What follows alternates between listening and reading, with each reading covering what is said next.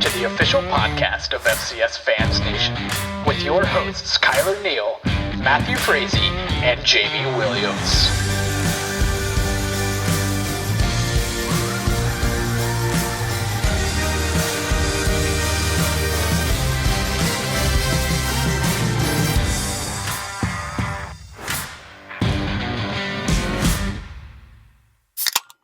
FCS Fans Nation, welcome to Season 5, Episode 1 of the FCS Fan Nation Podcast.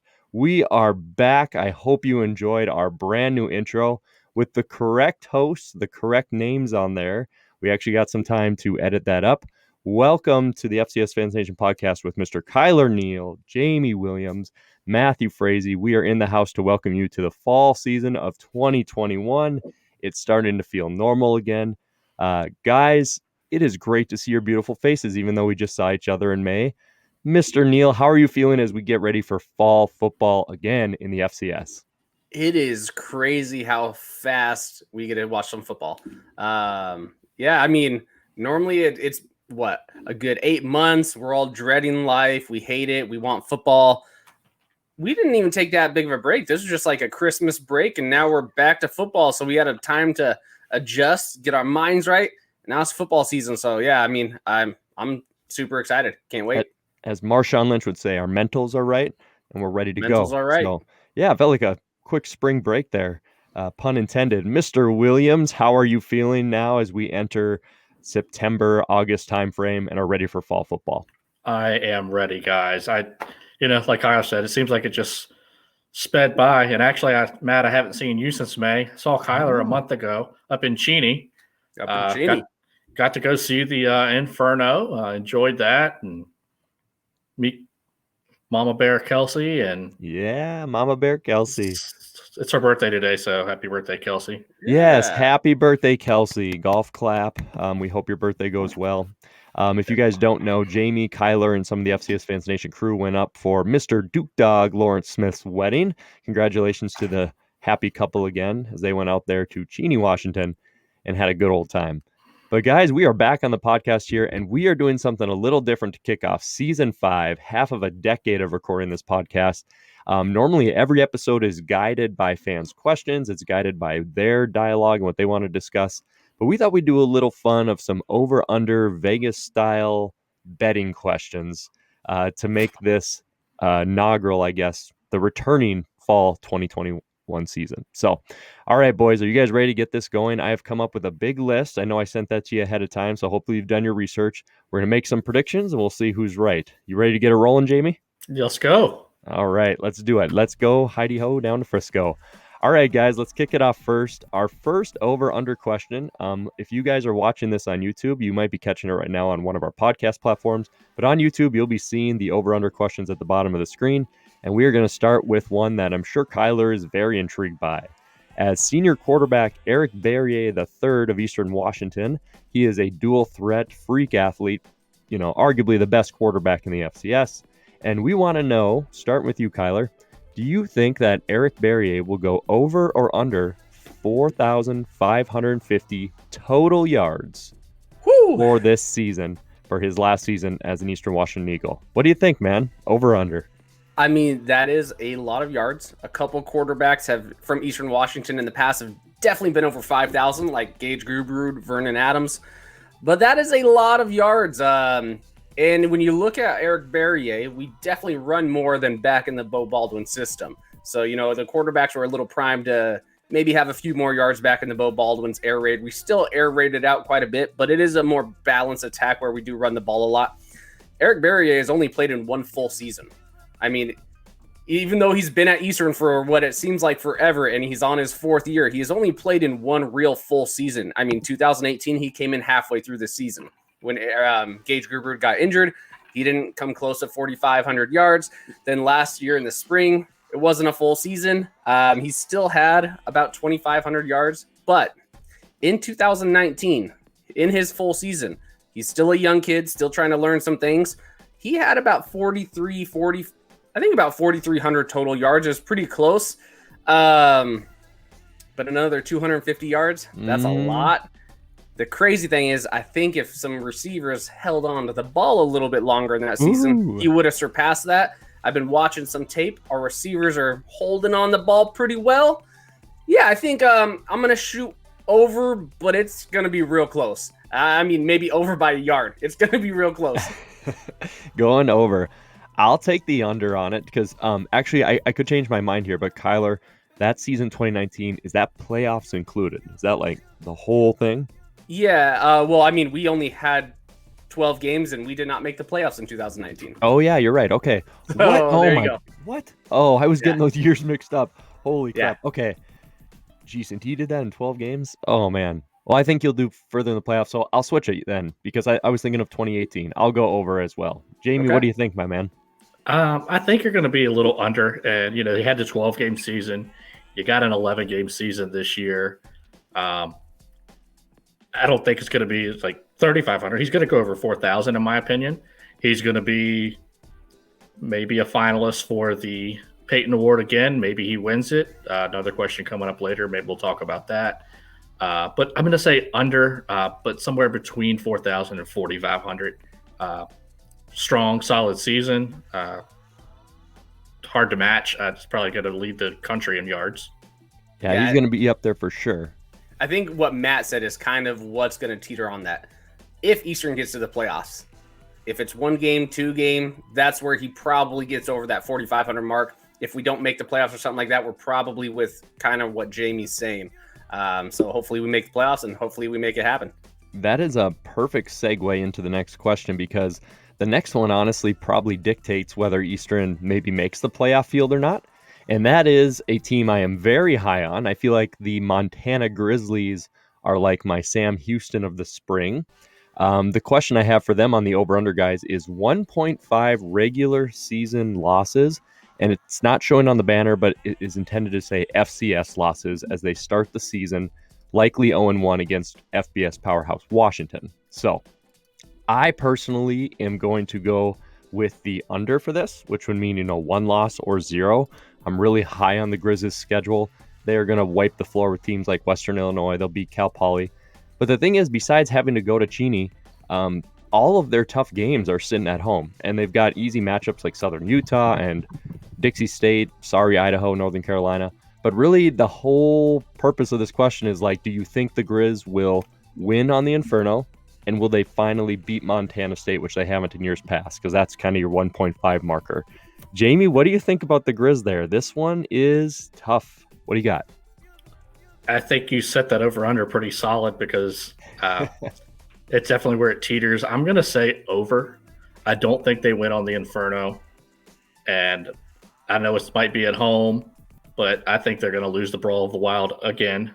But, Montana's back if you keep asking them. The playoffs are going to count this year because Bobby Hawk will be playing.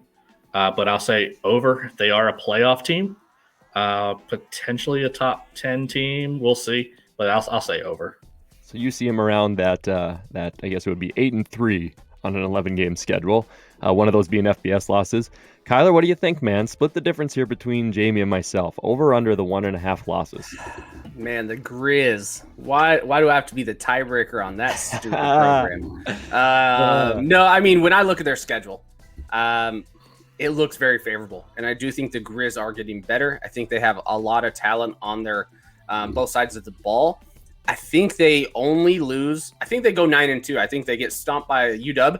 And then they're going to lose to either Washington or MSU, but not both. They avoid Weber. They avoid some other teams.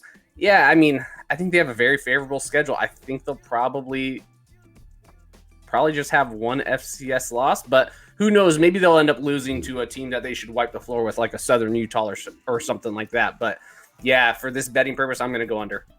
Cool. I'm not going to go into super detail because it's for different episodes, but I love their experienced offensive line. I think they bring a lot back, a veteran quarterback, but we'll have to see. We'll see how the Grizzlies season plays out.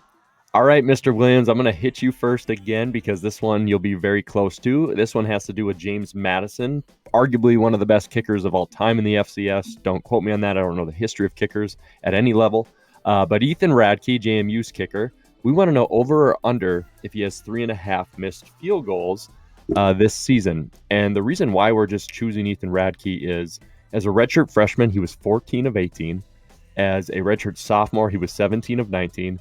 And as a redshirt junior, 27 of 34, which is crazy. And in the spring, he was 14 of 14 kicking field goals. So really, 3.5 missed field goals for him. He might take that as an insult. But what do you think, Jamie? You think he's over or under for the Dukes, who are likely big playoff run? Well, just to go back to his place in FCS history, he will be the most accomplished kicker by the end of this year. He's only a few field goals and a few points behind Dan Carpenter of those crappy Griz. Wow, that's crazy. He will pass both of those this year. I do think they're going to try to push his range a little bit more. Because of that, I think it's going to be an over, because I think they're going to try to let him kick those 45-yard field goals that otherwise we might have gone for, especially I think in a lot of games we're going to hopefully be up by a significant amount, and instead of stepping on the throat, we'll kick the field goal and try to take the 3 versus going forward on 4th. So I'll say over, but I think he's still going to be very accurate. I mean, it might be 27 out of 31. Yeah, but I'm going to take the over. I put some thought into these lines. I'll go under, Ethan. I got some faith in you, buddy. But Jamie, all your reasonings are valid. Kylor, what do you got, man? What do you think? Over, under? So I was thinking of Jamie's reasonings as well, and I was like, all right, he's been so accurate. Now they're going to test the limit a little bit, try and get him a little ready, maybe on those 42 yards, 45, stuff like that. But I also don't think JMU is going to have to kick a lot of field goals. So I think he's actually going to be more limited. I'm going to go under. I think I'm leaning with Matt. But I do like Jamie's reasoning because that was my first instinct. But I don't think JMU's kicking a lot of field goals this season. Yeah, Jamie will probably kick none, Kylor. I know you just slipped up there a little bit, but yeah, JMU, Jamie, same thing. Good. I'm solid from about 20 yards, guys. I'm gonna nail it. He's got it. Awesome. Well, good luck, Ethan Radke, this year. Keep doing your thing. Great player for the FCS. Rolling into a very entertaining team, guys. North Carolina A&T. I want to know if they're going to be over or under a top 2 conference finish in the Big South. Meaning, basically, will they finish in the top 2 of the Big South, or will they finish 3rd or lower? That's kind of my thought process with this. And for anybody who's like a big gambler, like a Chase Kitty or somebody out there who's like really involved in sports gambling, I'm not that type of person. So if I've written these wrong, it's just because I rolled with it. I figured it was good. So, but what do you guys think? In the Big South, basically, will North Carolina A&T finish top 2 in the conference? Kylor, what about the Aggies, man, who have dominated the Celebration Bowl? What do you think? Yeah, I actually think, and I think I made it fairly vocal on the page, I think A&T is going to actually win the Big South their first year. Wow. Monmouth is going to come to A&T. I don't think they are going to be used to having an actual great fan base that is there. It's going to be more intimidating than what they've seen in the Big South. And then I'm not high on Kennesaw. When you have a good defense like A&T, you're going to be able to slow down that triple option, that triple option enough to where you're going to still put up your points and they're not going to be able to score as much. So, yeah, I think those are the only 2 other tough teams in the Big South. Everyone else is not good at all. And I think Monmouth isn't winning at A&T. So, yeah, give me they're going to finish top 2. They're going to be the champs. Yeah, they get Monmouth at home, but their schedule is tougher from like going to Furman, going to Kennesaw. Not like those are, total crazy venues to play in, but it's not like their schedule is a cakewalk. Jamie, what do you think, man? Top 2 finish for the Aggies? I think everybody has heard and seen me be almost as vocal as Kylor about this, but I think Monmouth is going to win the Big South. I think Monmouth is extremely good with their quarterback, Musket, and running back. We've had 90 days off. You're good, man. You're all good. Yep. Quarterback, running back combination they have is phenomenal. I think they're going to have a stud offense. So I do think they're going to win. I think A&T does finish second, so I'll take that as the over. The one thing I want to say about A&T is I know they've got a great fan base. I know they've got a really good team. They may have the best player in the conference, maybe in the country, John Maine Martin, running back. Mm-hmm. The thing is, playing in the MEAC, you can't lose to Morgan State and continue to be a top-tier team. They made the playoffs a few years ago, got curb stomped by Richmond. So moving from the MEAC to a playoff-type conference, you're playing better competition week in, week out. They might slip up again. I don't think they will. I think they're going to finish second. But getting into the playoffs, which I think they will, I think they're gonna learn some things in their first year here in a different conference. But I still think they've got a really good team. Kylor, before we move on, give me that head shake of why he said tougher competition. You did not look satisfied with that. Yeah, I think the MEAC overall is on par with the Big South outside of Monmouth. I don't think anyone else in the Big South is really a playoff caliber team. Maybe Kennesaw is going to be a bubble, but I don't have faith in the triple option. Other than that, the rest of the conference isn't good, where at least in the MEAC a few years ago, I mean, you had Florida A&M, you had South Carolina who beat the SoCon champs. I mean, yes, the bottom of the MEAC is just like the Big South. Not very good. But, I mean, A&T has kind of dominated the MEAC, and I think overall, at least in the last few years, the MEAC has been improving. And if you took 2019 season, yeah, I think the MEAC's definitely better than the Big South. Well, the one thing there, Florida A&M's down the SWAC, as is Bethune-Cookman. For sure, but you are comparing what they were playing at in the MEAC. I'm not talking about future MEAC. I'm talking about where they were playing, and I don't think it's going to be anything different besides now they are going to have one really good team in Monmouth, but Monmouth's coming to A&T, and I don't think Monmouth wins. I was just trying to piss off Amos. Amos, we hope you're listening, man. That's going to be interesting. That will be a fun one to watch, guys. What's not fun to watch is teams that make the playoffs that get curb stomped because they're not good. And that leads us into our next over-under of the Missouri Valley Conference, over or under 4.5 playoff teams. So the Missouri Valley seemed to be, in my opinion, the latest conference to receive some sort of magical hookup with 5 or 6 teams that get in, which is typically ends in a disaster. CAA happened in the past, the Valley. So what do you guys think? Are we going to see 5 teams with now more playoff teams because we're back to the 24-team field instead of 16? Could the Valley get 5 in again, or are they going to be 4 or under? Mr. Kylor Neal, what do you think? I think the Valley is going to get 4. The reason why that is, do they have 5+ teams capable of making the playoffs? Yes. The only thing is now the AQ7. You're looking at potentially 2 to 3 potential playoff teams there, who those might have been the only playoff teams in the Southland and OVC, and now those guys are going to get some playoff teams as well. So yes, it's back to the normal 24, but is it really the same? And now you have A&T, who's potentially a playoff team coming from the MEAC to the Big South. I think it's actually limited numbers, compared to what we've seen in the past. If you're looking at playoff caliber teams that are jumping in and changing conferences. So I think probably you're going to get 4 from the Valley, 4 from the CAA, 4 from the Big Sky, and then it's everyone else, like the AQ7 could get 3, the Big South could get 2 to 3. I mean, I don't think there's a lot of playoff actual spots that are going to be as open as we think they are. I'm with you. I don't think 4 gets in based off of the scheduling I've looked at, how teams face 5? each other. Oh, yep, you're right. 5. Remember, 90 days, boys. We've just had a break. I don't think they get 5 based off of who plays where, road games, home games, and what records are going to look like from out of conference. So that'd be I take the under as well, but I do think they get 4. Jamie, are you with us here? I am with you. I think it's 4.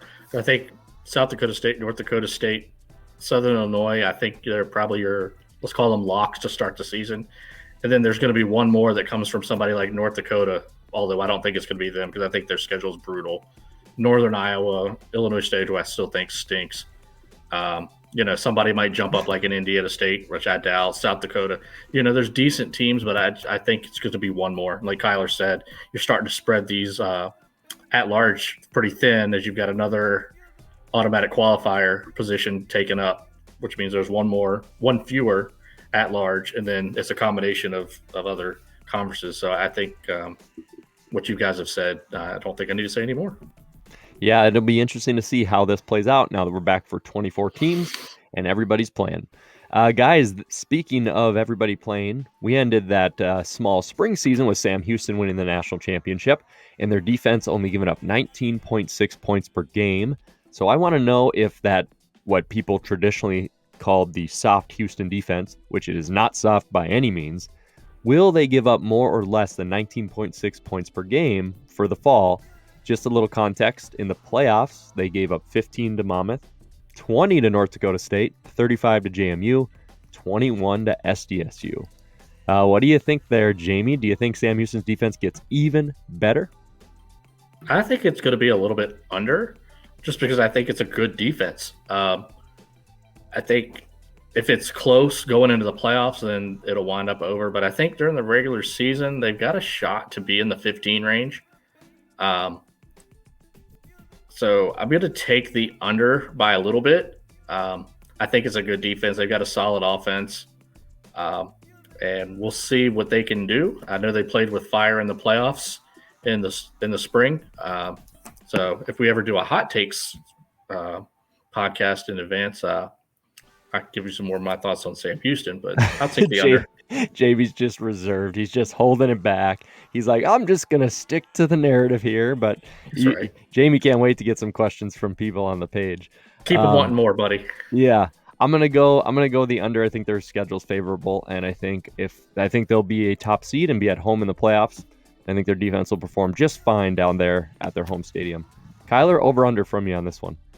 Man, I'm looking at their schedule right now, and I mean, Sam Houston's defense, their front seven is aggressive. They're fast. They're physical. They always look undersized, but yet they're bullying offensive lines all the time. They have a fantastic defense. But they're playing Central Arkansas at home. Central Arkansas has, a few really amazing offensive players with their dual wide receivers, a great quarterback. SFA seems like they're improving offensively. They are playing Tarleton and Dixie State. ACU has a solid offense. Man, can I just bet the line on this one? Can I actually bet the 19.6? Well, I remember in 2019 when I was just when I was like, hey, Sam Houston, they're actually pretty good. They're just injury riddled. Their defense was only giving up like 18.5, I think, that season. So that kind of makes me want to even go lower. That made me want to go lower than 19.6. I'm just going to go with it just because I think, man, I'll go over. But I think really the line, I would love to take that 19.6. I'm a bet on the line. But, I mean, who knows? It's going to be close. Go on the pass line. Avoid the 7. I love it. Hey, guys, I like this one. And then after we hit this one, I'll do some individual ones here because we do got a pretty big list. But South Dakota State and North Dakota State, over under 1.5 quarterback changes between them both that are not due to injury. So, as you know, South Dakota State lost Kronowski, brought in the transfer quarterback, also have their backup who played in the national championship game. And then North Dakota State is, kind of completely, we don't know Cole Payton, we don't know Quincy Patterson, we don't know if it's going to be Cam Miller. So what do you think? Total quarterback changes, 1.5. Kylor, we're going to see some shifting at the head position there? Man, just like wildcat formations, does that count? I would say true starters. This guy is the starter for the game. Yep. So not coming in like in the fourth quarter or something like that, but true starters? Yeah, if Cam Miller's the starter for NDSU and Quincy comes in 5 times a game and runs wildcat, that doesn't count. They're like, we are switching to this guy because we feel like they're better. Okay. And it doesn't count with injuries or stuff like that. So nope. Is this a line for both teams total or individual? Both teams combined, my friend. So if each team makes a quarterback change, then it hits the over. Man, I was going to say, because I think NDSU probably does. I think SDSU is probably safe until, an injury happens or something like that. Unfortunately, I hope it doesn't happen. So, yeah, I guess I'll take the over because I bet you there will at least be one of the teams that does have a switch. Interesting. I think the transfer for South Dakota State has it the whole time, and I really think Quincy's going to be good, and I think Cole Payton will be the future behind him. So I'm going to go under with 0. I'm going to say they will have their guys, no injuries. Jamie, choose a winner. Yeah, I was going to say under as well. I think Alodakun at South Dakota State will win the job. I think he's clearly better than Keaton Heide, who did a decent job filling in. But when a guy comes in cold and you're not expecting to play him, of course, he's going to play a little bit better. Obviously, we saw what he was in 19, and I don't think he was that good. For North Dakota State, they might have one. They might go with Cam Miller to start the season and then go to Quincy. I think Quincy probably plays most of the season, just looking from afar. So I'm going to go with the under and say we might see one. Yeah, NDSU coaches, and, I'm not in those rooms. I don't know these things, but it's well-known knowledge they tried to push that waiver to have Quincy play in the spring. So I think he's kind of the head guy going in, but we'll see how it goes. All right, guys, we'll go one at a time here. Going to throw this one to Kylor. Kylor, top 5 seeds, my man. A conference will have 2 of the top 5 seeds. Basically, it's not really an over-under. Do you agree with that statement, or do you not agree with that statement? Oh, yeah, I agree with it. I haven't even looked up, but I assume that it's happened very frequently. Oh, yeah. I think that's probably the safest bet on this list. Side question to Jamie. Would you think it's going to be the Missouri Valley more likely? Missouri Valley, Big Sky, not to downplay all the other conferences. Everyone's going to get mad at us, but this is just what past has shown us, right? We're not going to go down the line of the data. Of the big 3, which one's most likely, Jamie, if Kyler's right? The CA, Big Sky, or Missouri Valley this year to have 2 of those top 5 seeds? The Valley. The Valley. Okay. Yeah. Yep. An SDSU, NDSU combo likely. Yep. Jamie, this one going to you, my man. 1.5 regular season losses for James Madison. The reason I made this question was because JMU just doesn't lose in the CAA like ever. And your schedule this year is pretty brutal in terms of competition against Weber State and your road games in the CAA. So what do you think, my man? What do you think about your squad?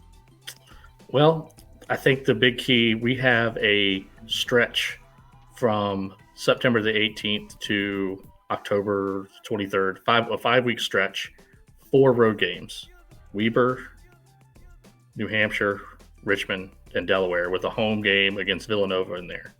Jeepers. That's I'm brutal, still going man. to take the under, because just what I'm seeing from this team in camp, they look really good. I could see somebody tripping us up potentially. Weber's always a difficult place to play. Elevation, thankfully it's early in the season and it's not elevation plus cold. So I think we got there. New Hampshire always plays tough at their home stadium. We lost there the last time we played up there in 18 when Ben DiNucci played like he did the other night for the Cowboys. Oh, that hurts me. That hurts my pro team. And Delaware's always a tough place to play. We had a really tough run against them the last time we played up in Newark. Sidebar, I was in Delaware last week, didn't see one Blue Hen shirt. The only thing that I saw said Blue Hen was a trash dumpster. Made perfect sense. I love FCS Smack Talk. So Wait, can I add something? Yeah, absolutely, man. If you guys, I'm going to toss each of these to you guys one by one, but if you really are passionate about wanting to get I have one really hard question for Jamie. Do you really think you guys can beat Morehead State? Gosh, it's going to be hard. I'm going to be there really scouting hard to see what the third team looks like. But yeah, they're really going to give us a real hard run September 4th. Morehead State might be the toughest competition JMU would have had in their spring conference that was made up. That was the JMU weirdest, struggled a little bit. The weirdest and weakest. For a different show. Kylor, I'm going to you on this one, man. The beast, Jordan Lewis from Southern, an absolute freak defensive player. Just for some context, obviously he was the big award winner last year for Defensive Player of Buck Buchanan. He had 10 solo sacks and 1 assisted sack in 5 games in the spring, which is insane. So I want to know an over-under 16.5 total sacks for the fall for Mr. Jordan Lewis on a full slate of games. What do you think, man? I mean, just looking at the odds from what you just said, I mean, you would think it's going to be the over. He's a beast. 16.5 sacks is a lot in a season, man. So even though he was projected to dominate that, that's a lot of sacks. He had 10.5. He had 10.5. I know that's in 5 games. Insane. That's insane. Do I think like you can keep up that? I haven't looked at their schedule, so I don't know if it's extremely tough compared to what it was, in the spring or whatever. But man, that is every inch of me is saying over just because of what he did last year. But I'm so proud right now that there's been a few times where everyone's like, "Oh, I just don't know." It's like just thinking of 16.5 sacks. It's so much, even though he just had 10 in half the games. I'm gonna go under. There's probably gonna be a few games where he maybe doesn't get a sack. He'll probably have 11 against Mississippi Valley State. So crap, that's on the schedule. Okay, over, hit the over. Man, I think it's going to be close. On a few of these, I want to bet the line. I think the line is solid. 60.5. He has 14 solos and 2.5 assisted. I'm gonna save these, so if I ever hit it spot on to where it would have hit the line, that would be pretty awesome. This is definitely one that if I saw this odd in Vegas, I would avoid. I would avoid this one completely. Bet MGM would not recommend. Jamie Williams, we saw South Dakota State live, as all three of us did. I saw them kick the Bison's butt in the Fargo Dome, but we saw them in Frisco as well. They have two stud running backs in Pierre Strong, Isaiah Davis. Do you believe there's over under 1.5? So basically, do you think both of those running backs, or only one, will get over 1,000 rushing yards this season, my man? What do you think? I think both have the talent and the ability to go over 1,000, but I will take the under, especially because I believe Olodokun will win the starting job, and he also will factor into the run game, kind of like Gronowski did. I think Pierre Strong's going to probably be your feature back, but Isaiah Davis as your change of pace is a pretty solid 1B. I mean, I can't even say 1-2. He's a 1B. But I'll take the under just because the ball's spread around. Gotcha. They got the talent, but the volume is the question. Just did fantasy football draft last night, so those are the things you think about. Kylor, my man. I love this one. I'll get both of you guys here. The Frisco attendance. So, like, if these teams, if North Dakota State, James Madison, Montana, and Sam Houston are not involved in Frisco, would the Frisco attendance be over or under 15,000? What do you think, Kylor? Man, I still think it depends on which teams are going to come there. I think there's definitely some that are going to still be able to hit 15 plus. I mean, Frisco is now like a set standard. You know what's happening every single year. I know they were in Chattanooga for a few years back prior, and that happened for a long time. But other than that, it used to flow around quite a bit frequently. But now Frisco, it's centrally located too. It's not across the other side of the country. And I mean, you're only looking at 2 games since it's been to Frisco. Now I get NDSU's been in 99% of them, but you're only looking at 2 games that didn't hit that mark. And when you look at them, I mean, I'm not counting the spring because that wasn't fair. They couldn't hit the mark if they wanted. Right. But the JMU Youngstown, the stadium was under renovation. They couldn't have hit that mark if they wanted. Then you look at Eastern Washington versus Delaware, their first one in Frisco, and you're looking at one of the furthest teams away from Frisco. And back in that time, we were only filling up our home stadium 4,000 kids, prior to that season. And now even that's tripled. So I still think, depending on the team, if it's a couple squads, then you have no chance. Like, let's say a Wofford versus a just randomly a Weber State. Even though Weber has a lot of kids, I don't think a lot of that's coming. Maybe that's still a 13,000 seat game or attended game. But I still think there's a couple FCS teams that can fill up 15 for a championship game. We're never going to do those 30 seat stadiums like some people want us to do, but 15,000, I'll take the over, even if those 3 or 4 teams are not in attendance. Interesting. Jamie, what do you think? I think this line is real close. I would go slightly under, but Jamie, what do you got, my man? Slightly under. I think it'd be slightly under, but I think we're probably going to see 2 of those teams there again. Should be Jamie's. He's just like, give me some bigger questions. He wants them. This is an interesting one, though, Jamie, and you can start with it, my man, because the FCS, I believe, in 2019, 2019 did not fare well against the FBS. Like, it was bad. Very few fear the FCS moments. That hashtag had to disappear. So I want to know over under for the 5.5 wins for the FCS teams that are playing FBS. For some context, only needing 5.5, well, 6 or 5. There are 117 matchups of FCS versus FBS. Can we get 6 or more? What do you think? I think you did a damn good job on these lines, is what I think. I will be optimistic and say over. It better start September 2nd in Las Vegas, for one thing, because I don't think Jacksonville State's beating UAB. Some of their fans will tell you they are. I hope they do, at least because Brandon will be happy, and I like Brandon. But I think Eastern should beat UNLV, and then we'll see what happens after that.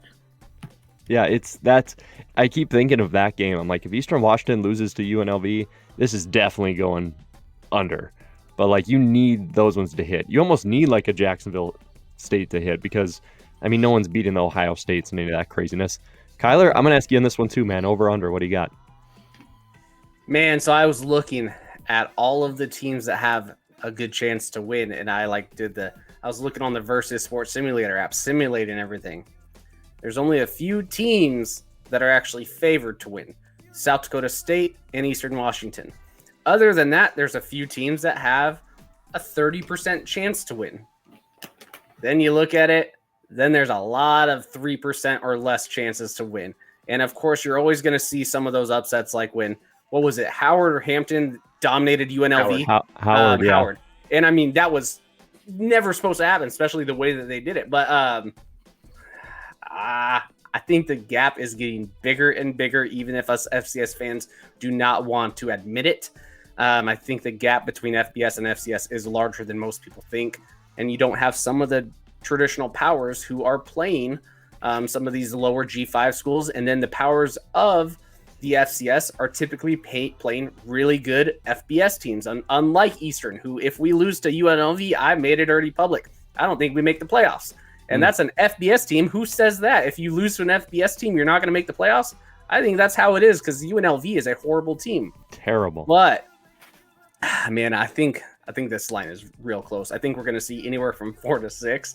So I'll just go opposite of Jamie. I'm not going to be as optimistic.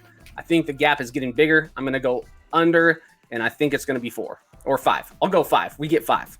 Interesting. I love it, guys. I love that it's tough. Kylor, I'm going to you for this one because you gave me a lot of crap for this. I put Chattanooga in my top 10 for the voting of FCS Fans Nation top 10 preseason poll.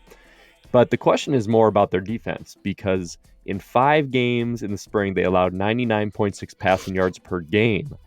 So, as I've labeled them, will the Legion of Mox Boom allow over or under 115.5 passing yards per game against FCS opponents? They'll play FBS Kentucky.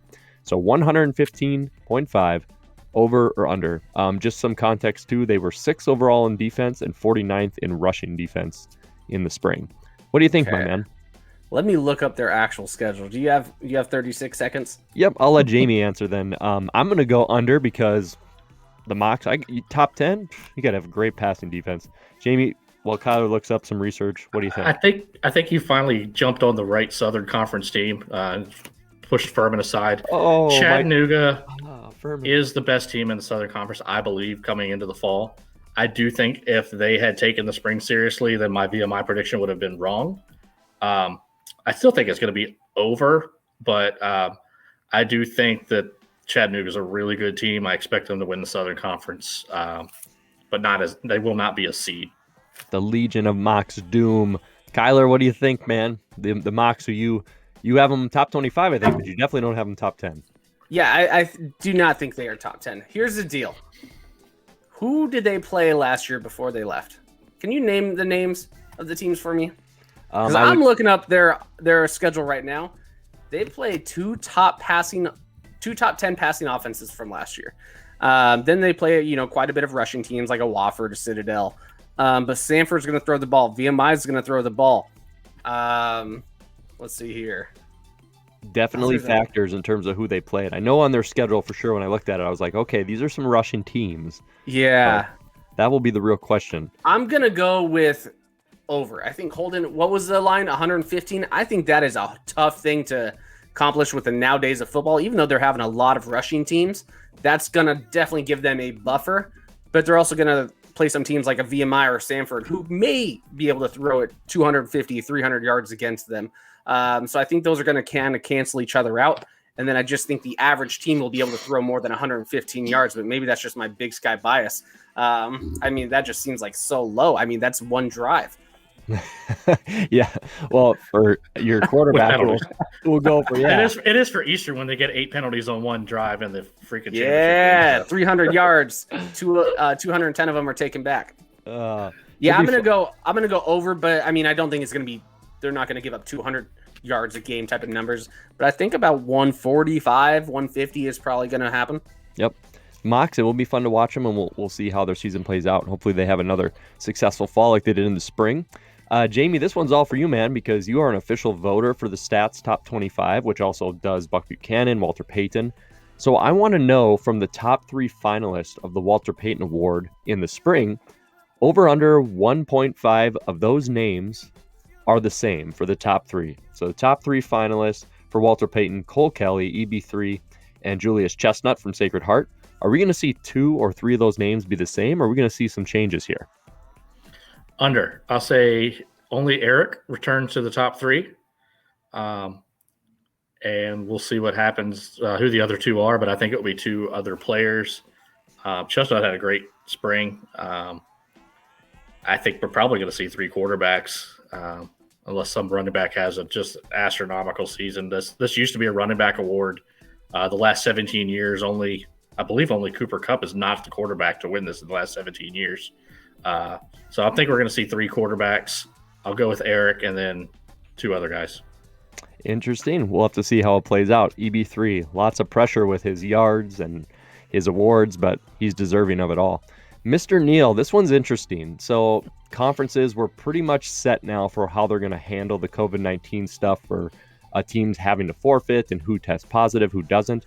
Hopefully everybody out there is getting vaccinated and helping us keep getting back to normal, guys. We love football. Let's make it as easy as possible. Team effort around here. So over under, my man, 10.5 COVID cancellations / forfeits throughout the entire regular season. Give me your outlook, positive or negative, for this fall, my man. Well, we got about 130-ish teams, 125, 130, something around there. So this is less than 1 a week. This is basically, I'm going to play the odds and go, you know what? Even if we were playing 99% of the FCS football games on there, that still leaves room for 1.5 a week to be canceled. And there's 11 weeks in the season. I'm going to go with the over, unfortunately. Going with the over. Hey, well, it's hopefully we can avoid those situations, but yeah. I don't think I just agree with you on this one. I think it will be over, sadly. And you know what all teams can do is do their best to get vaccinated and be team players. Kudos to JMU. I know they're at 100%. I know that was a campus thing and a university thing, but that's the good stories we need to focus on. So, Kylor, I'm going to go back to you with this one again, and then because I want Jamie to hit the one after that. Cornerback Jacoby Durant. If you don't know him, you should know him for sure, because he is from South Carolina State. He had 4 interceptions in 4 spring games this spring. 3 of them were in the first half against Alabama A&M, if you can believe it. 3 interceptions in one half of football. He's a redshirt. Oh, go ahead. I was going to say, this is kind of like that other question with the sacks. Yeah, man. He's a redshirt junior, and, I mean, he himself, from the articles I read, he's anticipating a breakout fall season, as we should. He's got a lot of talent. Over or under 6.5 interceptions for a whole season for Jacoby Durant, knowing he had 4 in 4 games. What do you got, Kylor? Well, like you said, 3 of them came from 1 game and in a half. So you take all of the other quarters that they played, and he only had 1 the rest of the year. I mean, he's a beast. Of course, if you're looking at the spring season and you're playing projection-wise, he was projected to have more than 6.5 if they played a regular season. But I do not think whenever you are known as a guy who's intercepting, now they're going to try and avoid you a little bit more as well. Or they're going to maybe put the 100% best wide receiver on you. Maybe they don't throw to that side of the field. I don't know if he's playing man or zone. I can honestly say I did not watch a lot of the games last year for any of his games. So I don't know if they're running a man or a zone. I really don't know. My guess is because of the name, because of what he was able to accomplish in the spring, they're going to avoid him as much as possible. I'm going to say less. I mean, 6.5's a lot of interceptions in a season. Awesome. I'm going to go over because they play Alabama A&M their first game on September 4th. So why not just grab 3 more just to make it easy, Love it. All right, Jamie, here you go. I'm so happy I put this in here. New Hampshire played 1 game in the spring. And in that 1 game, their rushing defense averaged only giving up 33.5 yards per game. Unbelievable. Best rush defense I've ever seen. So for the entire fall of 2021, I'm being so serious about this. Do you think they'll go over or under giving up 33.5 rushing yards per game? What do you think? Way over. So let's say they play 11 games. So that's Hypothetically 33, 11, so yeah. 363. So that means they're going to, you're telling me they're going to give up, let's call it 400 rushing yards. Actually, it's less than that. So 380 and change. But the problem is they play JMU. We're going to run the ball. We're probably going to run for over 200 yards on them. So you're going to tell me the other 10 games are only going to do 100 and some total? Nah, way over. For sure. Yeah, that's a tough line. I definitely was being serious when I wrote it, for sure. Well, yeah, they play bum teams like JMU, Pittsburgh, Elon, Maine. They're probably going to hold these guys to maybe 10 yards total throughout all of those games. Yeah, I'm going to go way under, maybe 7 yards a game. Here, I'll take it away from JMU. Jalen Samuels of Elon will have more than that on his first carry against them. Yeah, I hope you guys know I am not being serious when I said any of that. I hope you guys can tell. Yes, you are. Sometimes sarcasm is a little bit, some people cannot tell. So, yep. You were being serious. Lafayette is their toughest game on the schedule, though, by far. This is poster board material for New Hampshire. They can put it up there. Clip it. Kylor, this one's for you, my man. The Big Sky semifinalists. So in the last decade for the Big Sky, 4 teams have been semifinalists. 2016 Eastern Washington, 2018 Eastern Washington, 2019 Montana State, and then Weber State in 2019. Don't say last decade and then forget 2 of the other Eastern Washington teams. Last decade. Yeah, last decade. Yep. What a jerk. You're right. I read it wrong. He just hates Eastern. It's on the back end of the episode, too. I don't even have the 90-day excuse anymore. So in the last half decade, that's what we got. So what do you think for this upcoming season? Over, under 0.5 Big Sky semifinal teams. Basically, will someone in the Big Sky make it to the semis? Yeah, I think there'll probably be one Big Sky team that makes it to the semis. I mean, I know there's one fan from Jacksonville State who likes to say that Big Sky is so bad because of the spring season when they traveled to 2 top 5 Valley teams. I mean, when you're thinking of it, something like that. But also they did not have 3 of their top 4 teams from the year prior that played in the regular season. I think it all just depends on seeds and who's going to get the matchups. I don't think many teams are actually going to travel well to the Big Sky and actually pull off wins if the Big Sky gets some high seeds. Now, if they're traveling to the Valley or maybe a JMU in the quarters, probably the Valley or JMU is going to win. So I think it just really depends on matchups, but I'll play the odds and say, yeah, we'll probably get one team in the semis out of the Big Sky. The Griz. More to come on that in a future episode. Bums. Jamie, will you take San Diego or the Field to win the Pioneer League? Some context here. The Pioneer champions for San Diego, San Diego won the Pioneer in 2015. They shared with Dayton, but then they won it in 2016, 2017, 2018, 2019, and then finally Davidson taking that auto bid in a really weird spring. So history tells us San Diego is the front runner. Maybe they're not for you going in this fall. The Field or San Diego to win the Pioneer League? Well, I mean, Valparaiso just became the Beacon, so that's intimidating. A Beacon. I like it. Okay, I got to pause. I think that's cool. I think it's cool. Like there's a million Cardinals and Falcons and Bears, and maybe it's because my high school that my kids will go to here in North Dakota is the Squirrels, but I like the unique. Give me the Beacons. I think it's cool. So sorry, back to the question. I do think Davidson's still going to be good. I don't have the schedule up, but whoever wins that Davidson San Diego game, and I think it'll be the home team. But I'll say San Diego will probably win. I mean, I'll play that odds. Let's say they win. We'll see if San Diego can keep pulling it off. They have run an impressive program for non-scholarship. So, hey, of maybe course they play at Davidson, but I'm going to stick with it. San Diego wins. Maybe St. Thomas. Here they come. Kylor, the Celebration Bowl, one of the most well-attended events in the FCS, one of the best bowl games out there on ABC. Tons of TV ratings, good money. What do you think for the Celebration Bowl for attendance? Over under 32,000 this year. And going in the past, the average attendance is 31,427 people over 5 years. So over under 32K for that big, awesome game. What do you think? It is an amazing, awesome game. I mean, the Aggies who have been there 4 of the only 5 times, they are not going to be participating. So that maybe changes. And I don't know. Because, man, I mean, what's really pushing those stats is that first year in 2015 when they played Alcorn, and it was like a 36,000 attended game. Yep. Other than that, they've only broken 32,000, I think, twice out of the 5 years. But it is like the Frisco, it's now a set standard. Everyone knows it's happening. People who are probably not even fans of each specific team, and they're just fans of the Celebration Bowl, are going to go to the games.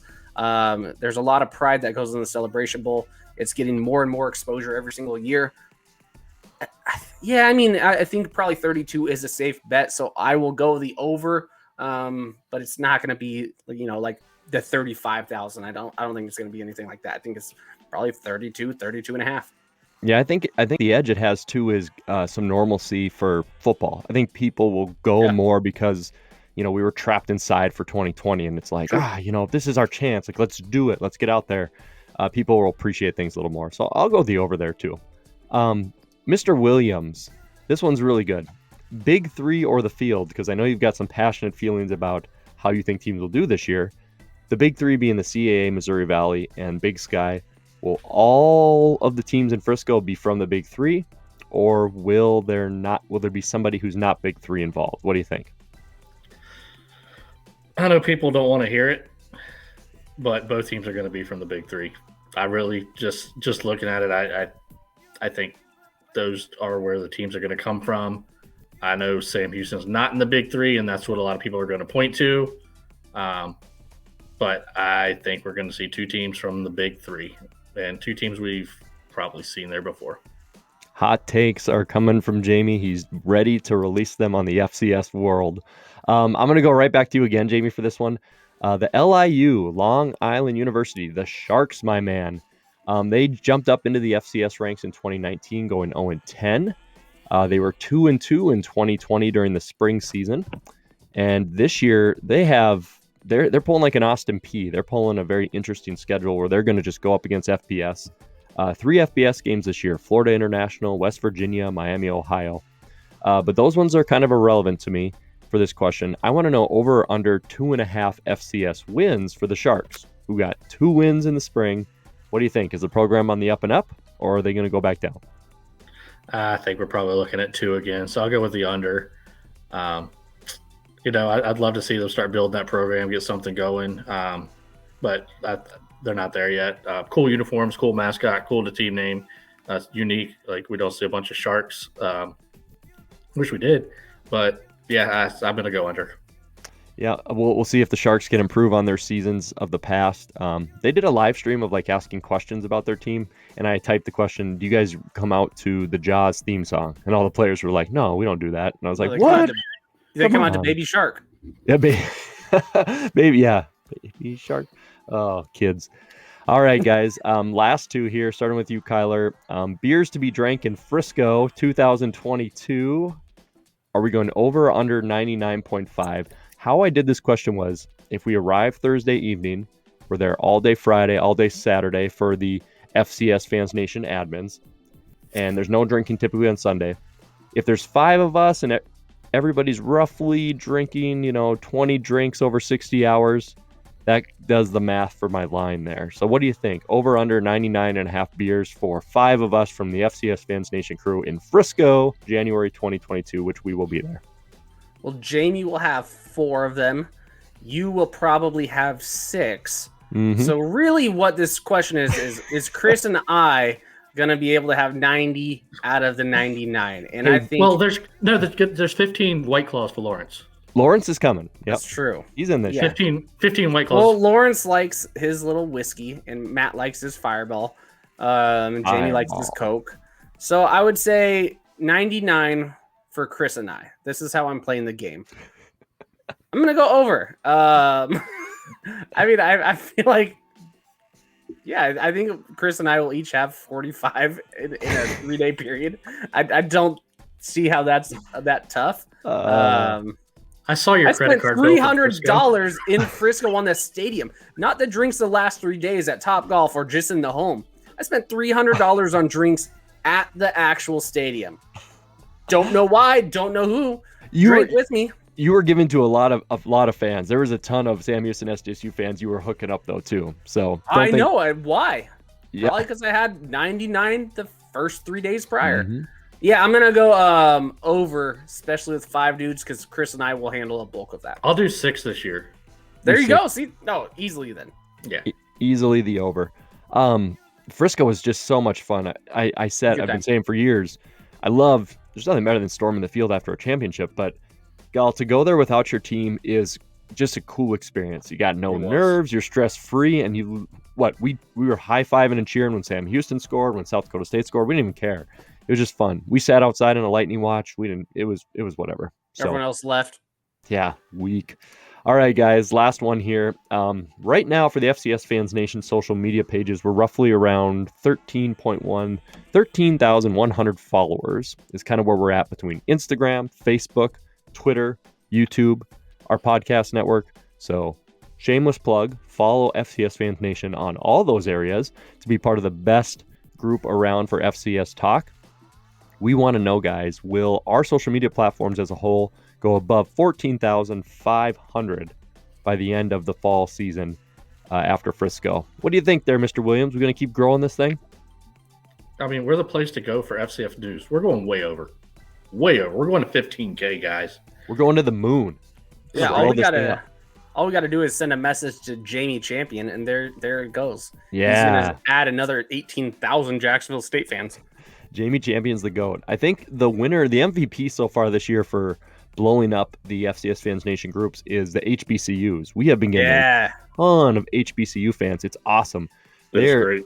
I don't think I've learned more about HBCU football, tradition, history, games, matchups, rosters, everything from their fans coming on the pages, sharing articles, podcasts. Like, I'm so glad that these worlds are finally connecting. So, well, the best is when you get on a thread and you see like BJ Jones and Amos. They're all tearing into each other. They're ripping apart our teams. Yep. I mean, there's some true hate between those conferences and the HBCUs, and it is creating kind of a fun little rivalry that a lot of the FCS really wasn't aware of or really paid attention to. But man, I just like going on those threads and just reading the back and forth. Like, it's Brawl of the Wild every single HBCU post between like 8 people.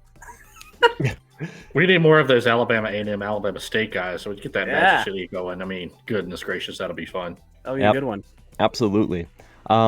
So that, guys, completes all the questions. Actually, one more. Jamie, if you wouldn't mind reading this one out for me. Could you read the question on the bottom for FCS Fans Nation for Mr. Jamie Williams? Are you going to get on one knee? Will you be an official admin for FCS Fans Nation? Ladies and gentlemen, we with the retirement... I vote no. I voted no. That guy sucks. I vetoed this, but I got outnumbered. I hate you, Jamie. Everybody else should have vetoed it too. I'm a jerk. This is dangerous territory.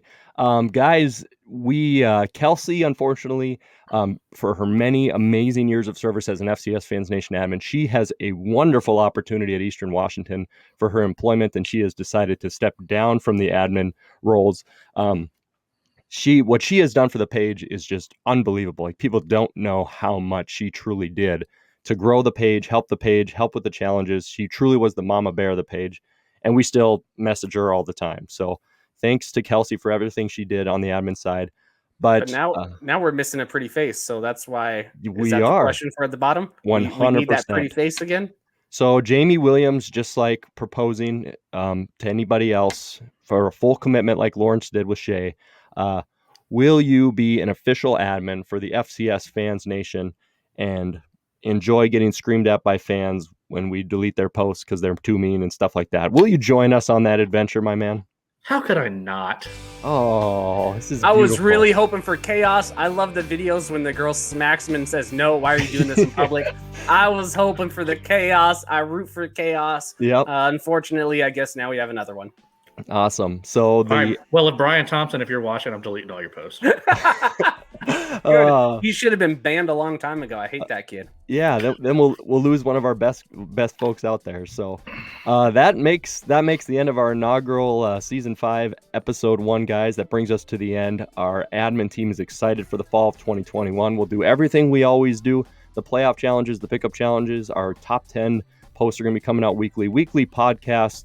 Join FCS Fans Nation on Facebook, Twitter, Instagram, YouTube, every social media platform we have. Subscribe and like this podcast so we can continue to grow it and make it big. Myself, Matt Frazee, Kylor Neal, Wyatt Cook, Jamie Williams, Lawrence Smith, and Chris Hammond look forward to continuing FCS Fans Nation and pushing it into different boundaries and shooting her up to the moon. So, guys, thanks again for joining me tonight, doing a little bit of fake gambling. We'll see how these things play out for us, and we'll be back next week. FCS football is coming next weekend, and we cannot wait. Gentlemen, cheers to you, and we'll catch you for football on Saturday. Boom. Oh.